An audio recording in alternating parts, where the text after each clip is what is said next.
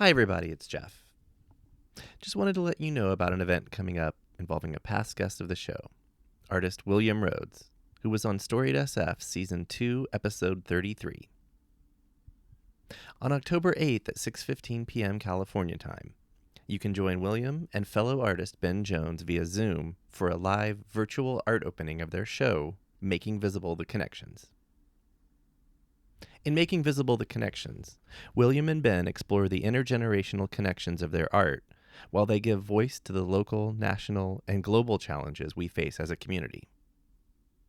This exhibition will also include an intergenerational art workshop, which will be in collaboration with Bayview Senior Services. For the Zoom link, please check out our link tree, available on our Twitter and Instagram bio pages. Thanks.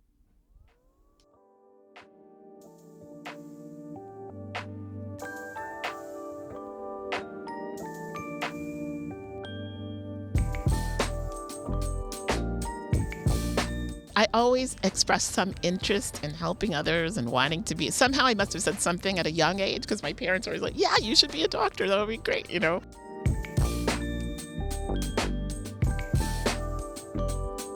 That was Yeva Johnson. I'm Jeff, and this is Storied San Francisco. In this podcast, we reconnect with a guest from Season 1 of this show. Yeva Johnson is a doctor, poet, and musician. She was part of our very first show, Working with Death, which we produced with Reimagine End of Life back in 2018. For this episode, we sat down with Yeva to hear her life story, one that starts in Michigan, moves with her family to Washington, D.C., and ends up in Brazil. Please join us Thursday for part 2 and our last episode until November. We'll tell you why in the outro, so please listen through. Here's Yeva. I don't know a lot about my ancestors. My grandparents I knew. And in reading this book recently in the last few years, The Warmth of Other Suns, my grandparents' generation was part of the Great Migration. I never heard of the Great Migration until recently. Like, this was the thing, but we didn't, it was not called the Great Migration. I was going to say, maybe not known as that. Yeah, it wasn't, you know, Right. and so, so anyway, so that's that literary tie-in that, although I realized on my father's side, those grandparents they came from Alabama to Detroit. But my mother, I realize I'm like they came in parts, and so they came from. I don't know all the details exactly where they came from, but they went to Memphis. And that's where my mom was born. Oh, wow. And so she moved from Memphis to Detroit as a child. Wow. And all I know about her, she used to have a deep Southern accent and had to be removed during her childhood in Detroit. She lost my goodness. So I think there are a lot of stories. There's a lot of things I don't know. Did she ever talk about the process of losing that accent? She just told me that she had to do that. I think that was a challenge, you know, but anyway, but she grew up mostly in Detroit after that. I grew up in that way, and we're talking about Jewish stuff too, you know, so in thinking and thinking of Great Migration, I grew up with some things like what are definitions of home, or what does home mean, and like where did we come from, and because we didn't.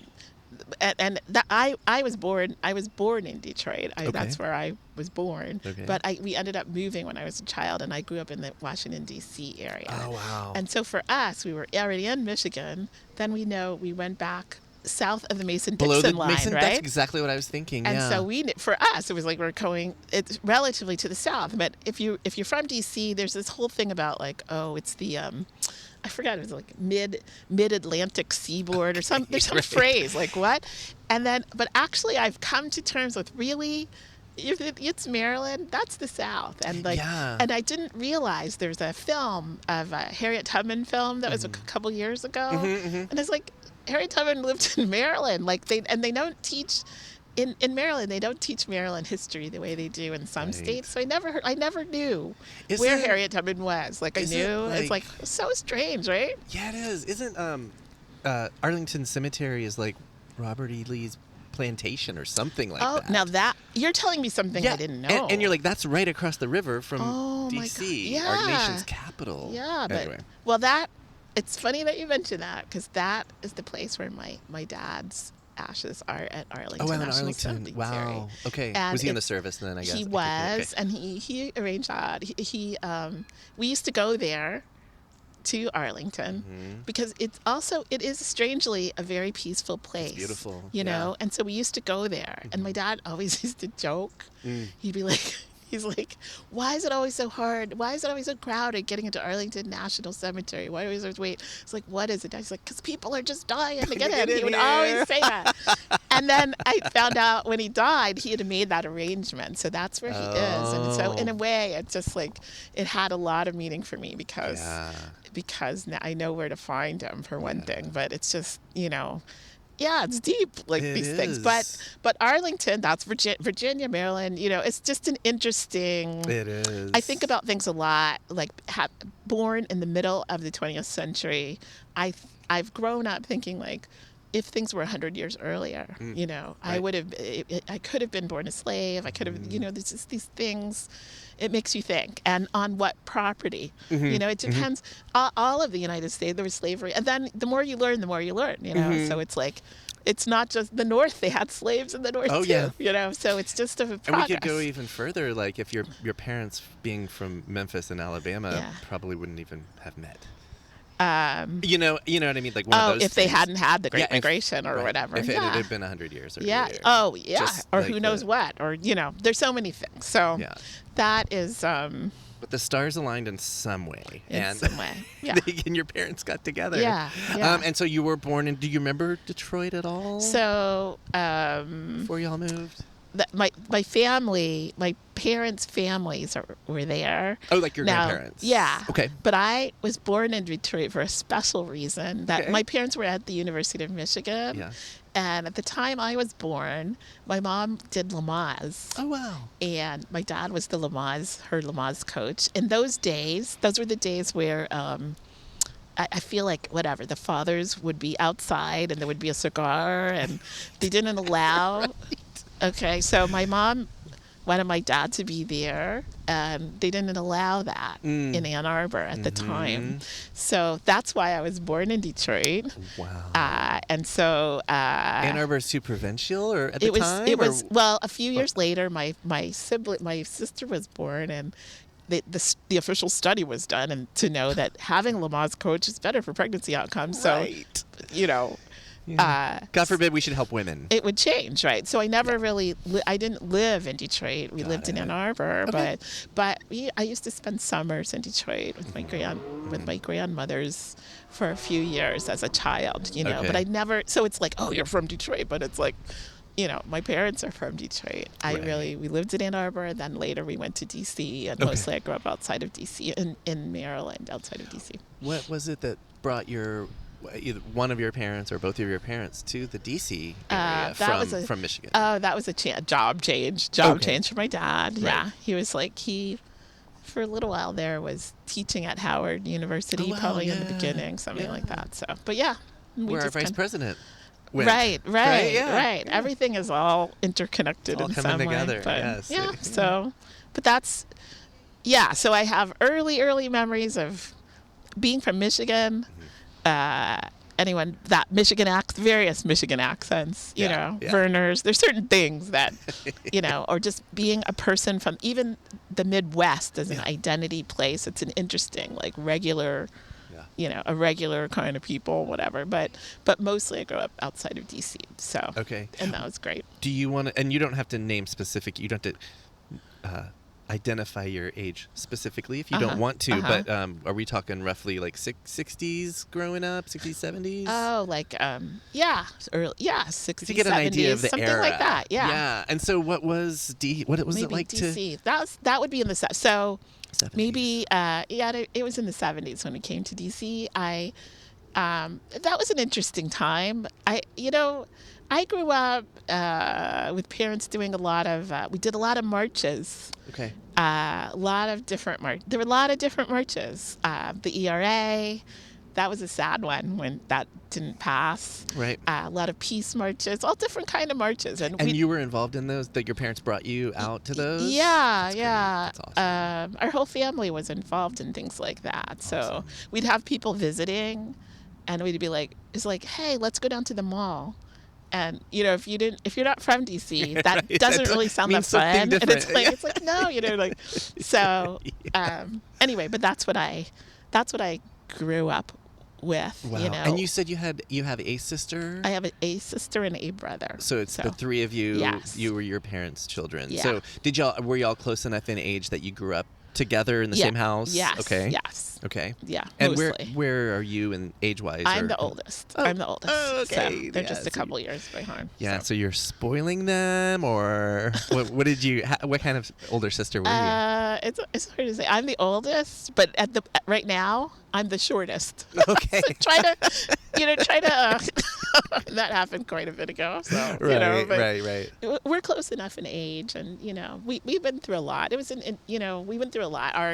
Our family, my parents ended up getting divorced later on when I was there, and then our family split up a little bit. So there were some difficult times, but we were close, and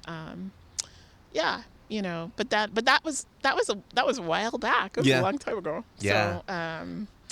So can we stick with that time a little bit sure, longer? Sure. Yeah, because I'm curious. You mentioned going to marches. What other kinds of things were you doing? What kind of student were you? Did you like school? What kind of things were you interested in school and out of school? I see. I guess I always liked school. Okay. I'm always That's the first step I for guess, a lot of kids, right? Yeah, or I like always liked learning things. Mm-hmm. I always liked reading. I was a reader. Yep. And that'll come back into play. I totally was a reader, and what I would tell people about living in the DC area in childhood is like all the museums were free. It's amazing. The Smithsonian at that time. I'm not sure if that's true now. I think there's some that might charge, but at that time, everything was free. If you could get in during open hours, it is free. It's the national this, that, and the other, and you could just go down there and things were free. And you could partake of things. I used to go to the Library of Congress. Wow. In high school to work on my assignments, and it was like they have every book. They didn't exactly have every book, but almost, right? Yeah. Even though it's a closed deck system, but you get used to like you could request it if you do it with the proper timing. You can get most books that you can get stuff that you want to look at, and it's really cool. And I don't know how it works now, but I used to go down there and do that kind of stuff. It was like before Google or before the internet. You yeah. had all this stuff there at your was no internet. fingertips. These are the days of the cards. Yeah, card catalog. Exactly. Yeah. And actually, my first paying job with a paycheck was at a library. I was a library page. Awesome. I'll tell you that. I was a library page. That was still in the DC area. Yeah. That was in high school. But I was initially assigned to adult fiction. Putting the books back. But I got busted too many times because it'd be like, it's so interesting to see what people are checking out. Yeah. You're like putting back, and it's like, oh, what, And so I would like be too slow and not putting the book. So they're like, Yeva, hello. Yeah, the librarians would find me like, oh, why did they, like, 3 of these are coming back on the shelf. Is this a good book? So. But it's like Kid in a Candy Store in a way. Yeah. It sounds like you I got removed reading. from adult fiction, and I was assigned to children's picture books. And those are like, if you know anything about library, children's picture books are always a mess. Like they're always a mess. You just give everything on the floor, reorganizing, and you're constantly doing that. So it's a miracle if they get sorted and that was my put on job. The shelves the that was my way. job. Okay, so I was busted. I was like, darn. But yeah.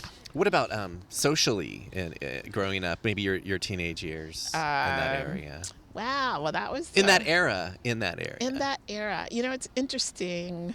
I was born just on the edge of as population was starting to decrease. After the baby boom, you mean? Yeah, after the baby boom. Right. So they were starting to close schools outside of the Okay. DC area. Wow. And that was happening, one of the schools. So my parents wanted me to go to, like, they had me transferred to a different high school than where I would have gone Okay. ordinarily. And I went out of my area to go to high school. And I'm assuming the kids you had been growing up with and going to school with went They- on to that school and you went somewhere Yeah, else. so I was new. I started high school that way. So that had a Yeah. big impact on my Kind of a bummer. my social situation. Yeah. It was let's see. I don't know how to describe it, but it was I went to junior high school in Silver Spring, and then went to high school in Bethesda, Chevy Chase area. Oh, yeah. And those were very different Very culturally, different. very Yeah, different yeah. environments. I remember that I like just the way people dressed, the kind of music, kind of things people did. Mm-hmm. It was a totally different scene, something for me that was something for me to get used to. And Yeah. I remember distinctly when I first started high school, I saw these guys wearing these plaid, madras shorts. Oh, yeah. And they were like pink and green. This is something like where I grew up. Like that was like clothing. They looked like they were dressed in drag to me because that Okay. was like a female color patterns, and it was just interesting. It was like something I'd never seen. The kind of shoes people wore, everything. Were was they kind different. of like punk rockers or what? No, that these were very preppy people that I Oh, went to. It was this preppy. preppy thing. Oh, okay, I okay. did not come from that. Okay. We were, Yeah. I came from like Converse tennis shoes. Your blue Right jeans on. are as tight as possible. Yeah, Whatever, yeah, like yeah. something different. Black T-shirts with various bands on them. Oh, yeah. That was sort of the uniform of junior high. Speaking of bands, what kind of music were you, or what bands were you listening to? Well, so that's another interesting thing about me. I love music. I started playing the flute back when I was in the fourth grade, when you just wow. pick an instrument, you know. Okay. And that goes so way back. I always loved music, and Yeah. I always liked all kinds of music. And I liked classical music, I liked jazz, all kinds. And to the extent that it's almost too much to to follow. So I just enjoyed what I enjoyed. I didn't follow too many bands. We didn't have too much. I never got to go to too many bands. I didn't have a lot of money in those days. I went to one concert, Eric Clapton, I think. Okay. That was it? Yeah. Okay, somebody got tickets and I went to that. That was Yeah. my one concert I went to. Did you have records and stuff at home? We had some records. My dad mostly had these records, all Right. kinds of. I had my favorite song from childhood was Don McLean, The Day the Music Died. yeah, I that's a had a good little one. 45 of that. Yeah. Stevie Wonder, we had Yes. Songs in the Key of Life. I love that album, Yes. To this day. So Amazing we didn't have a record. ton, but we had some records. But yeah, mostly I'm a radio person. I listen to the radio a Yeah. ton, but I like Fewer commercials back then too. I think. Yeah, probably. So just more music or more, DJ music, yeah. blather, but just a different time. Or different kinds of music, Yeah. right? I Yeah. mean, and even going from the 60s, 70s, whatever. There's black music, there's white, there's different, different kinds of stations. That DC area is a great place for Yeah, radio, it is. for all Yes. kinds of music. So, yeah. Good jazz scene. Yeah. Historically in DC. Yes. Now that, with my mom, I got to go see, like, they have some outdoor music festivals and stuff. We would do things like that. So I saw Dizzy Gillespie. I got to see really great. There's another concert I got to go to. There's a pianist named Marcus Roberts. At the time, he was just coming out. He was young and he's amazing, though. He is, like, amazing. Really, really good. So, yeah. So Did you continue playing flute that whole time? You said you started in fourth grade. Yes. Were you playing in school bands or yes, I played in school bands. that whole time? Yeah, I've been playing the whole time That's amazing. till today. That's amazing. Right. I haven't stopped. I know that about you. So, yeah, that whole time. Okay. So that was I always played in the school band. Initially I started out actually playing piano. I started piano at age 5. Oh wow. And then I had wanted to play violin, that was my intent at age 9. but they had laid out all the instruments and you try everything. Mm-hmm. And I was the only one who made a sound on the flute. Oh, right. And so that's why that, and when we lived back in Michigan, some of our neighbors, my parents were grad students at University of Michigan.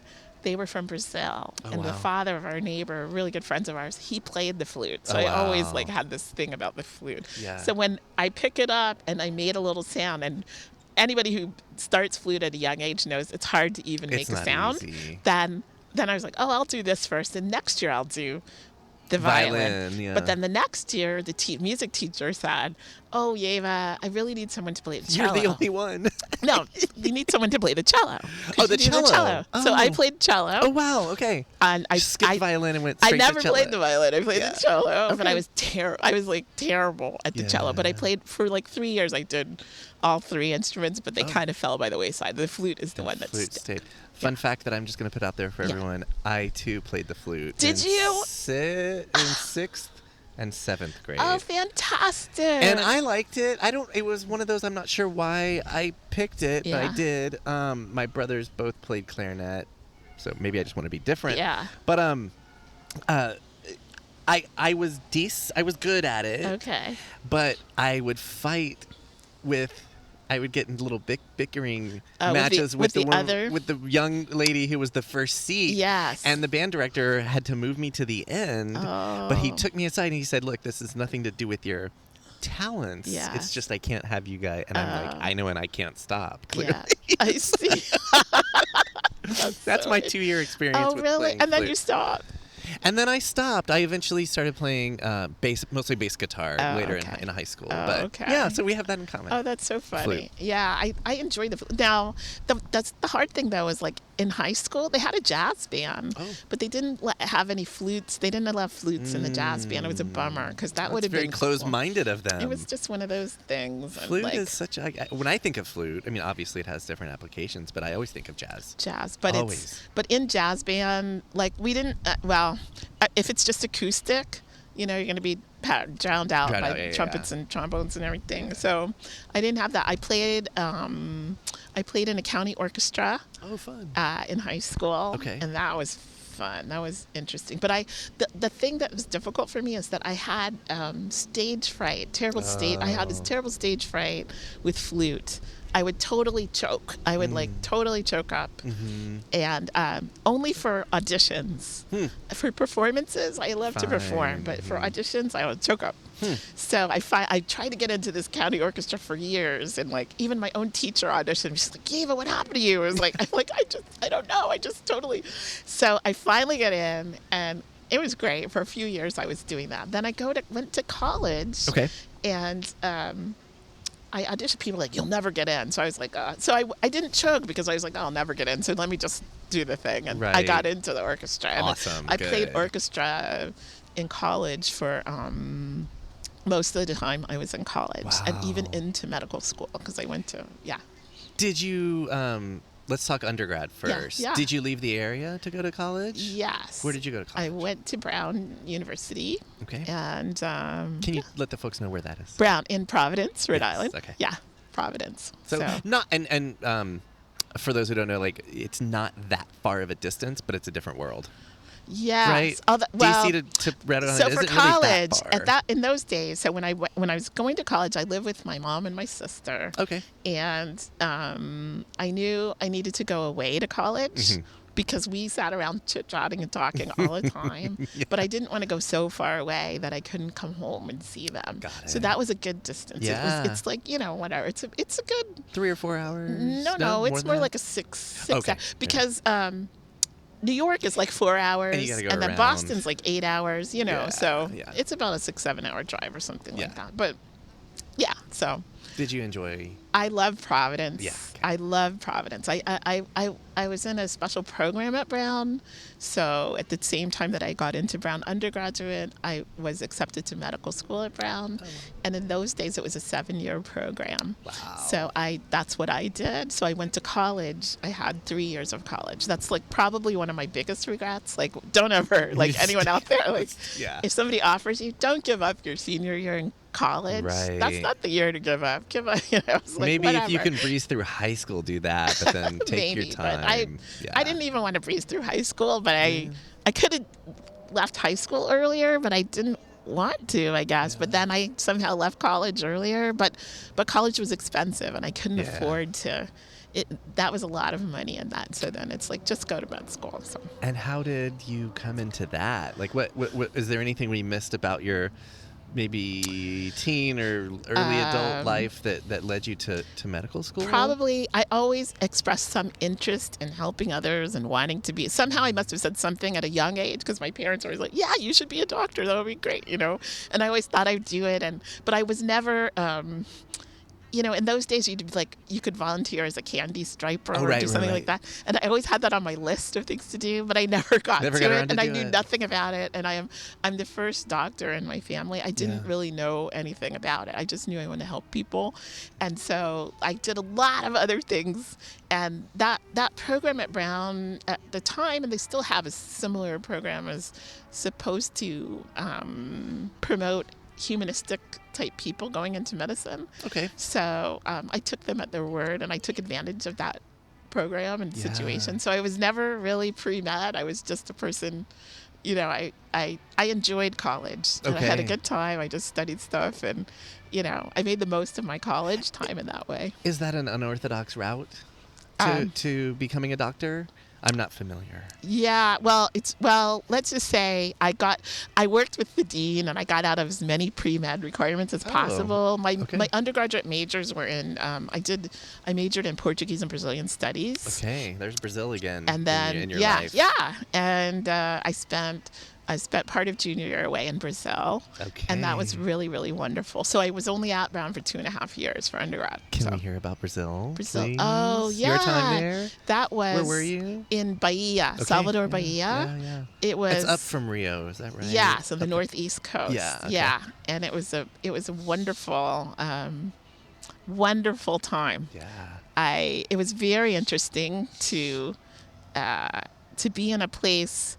A lot of people might not know, Brazil is I think it still is, the second largest black country on earth after Nigeria. So like African origin. Of people, of African or black people. Yeah. Because, you know, anyway, that's a complex. We don't have to go into why. Let's not go into African origin, whatever. But yeah, so to go to a place where, you know, when I first got there, I'd taken some Portuguese. I spoke a little Portuguese, but then if I wasn't talking, people were constantly asking me, like, how do I get the bus here? Blah, blah, blah. Like, when I first was there, I was like, what? I don't barely know what they're saying. They're like, and people couldn't believe. They were like, you're not. It's like, I'm American. I'm sorry. You're not American. They've never heard of a black American. Yeah. Okay? And so it was very interesting to be there. That could be both. I could say that could be both endearing and a little bit intimidating, because you're like, it's great that you thought I was from here, but actually I'm not, and I can't help. But after a while, you learn to talk. You talk, and you get to it. You know. So I live with a family. They had a small child, like, who was 2 at the time. Wow, very small. And so they were like, in the beginning, they made fun of me all the time. Like, Eva, you're just like the baby. Like, but after a few months, I was able to talk more and more. And they're like, you're talking. You're doing better than the baby. I said, I'm way better than the baby, because I can read and write too. He's got a long way to go. You know, I thought that was really funny. You know, give me another couple months, I'll tell jokes. But it was fun. That was it was great to live with the family, just be in a completely different environment, and to learn to really speak a language, because I'd studied French like all along. I didn't, you know, anyway, I learned Portuguese before I learned Spanish. So. And it's always different to be immersed, right? Yes, to learn a language that way versus studying it. One of the things that was wonderful about, so I told you I'd been in orchestra, right? So I was like, I want to be in the orchestra. Maybe I could be in the orchestra here. So their educational system is different than ours. So they don't have that college. They have these more traditional schools that you get accepted to. Right. So it's like the music school. Then I want to be in the orchestra. They just laughed me off. Like, it's only for music majors, you know? Right. I was like, but I happened to be hanging around somewhere that the person had like blown me off. And there was a little sign for Afro-Brazilian dancing. And then I met this guy. His name was Clyde Morgan. He was an American who had a Brazilian spouse, moved to Brazil, lived in Brazil for years, and was doing this Afro-Brazilian dance troupe. Wow. And he says, what's up? I said, I tried to get the orchestra. They won't take me. But it's like, well, why don't you come by our group and see what you think? We don't usually have flute, but you never know. And so I ended up going to it was called, it might have been called A Banda Ilu. I'm not sure. But Okay. I went to this group. Yes. They met. They ended up meeting like several times a week, every Saturday for like 4 to 5 hours, Wow. and a couple nights during the week. Mm-hmm. And a lot of the people had whatever day job, people who lived in Bahia, all kinds of day jobs. It was an Afro-Brazilian dance troupe. He said, go see this guy Bira, go see what he can do with you. Because I came and I brought my flute. Now, I played all classical my whole life. I'm a classical flute person, so I'd never done this kind of thing. Just go see this guy who has all these instruments. He taught me some basic rhythms, showed me all these different instruments. He's like, well, taught me a couple of little melodies. I says, well, why don't you try it? You come with us. So I just hung out with them. I started playing with their dancers as they're doing like choreography, creating dance. So I ended up playing with them for like 6 months. And we had a show. It was wonderful. It was amazing.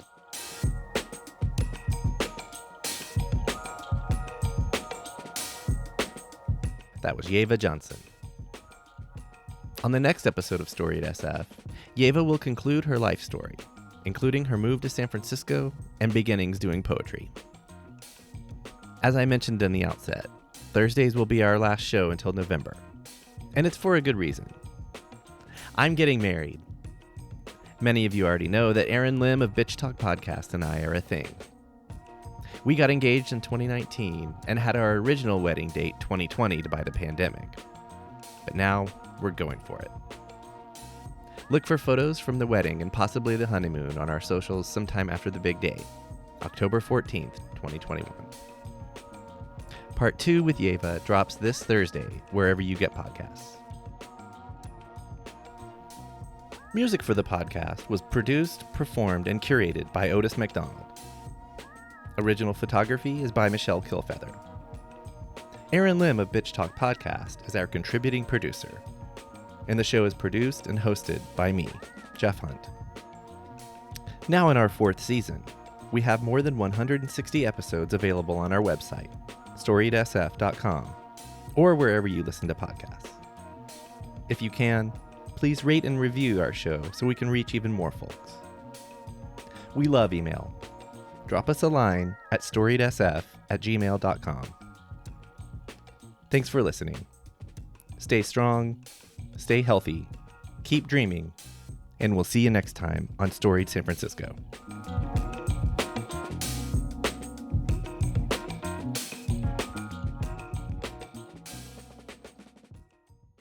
This podcast is a proud member of the BFF.FM podcast network. Learn more at podcasts.bff.fm. BFF.FM, best frequencies forever.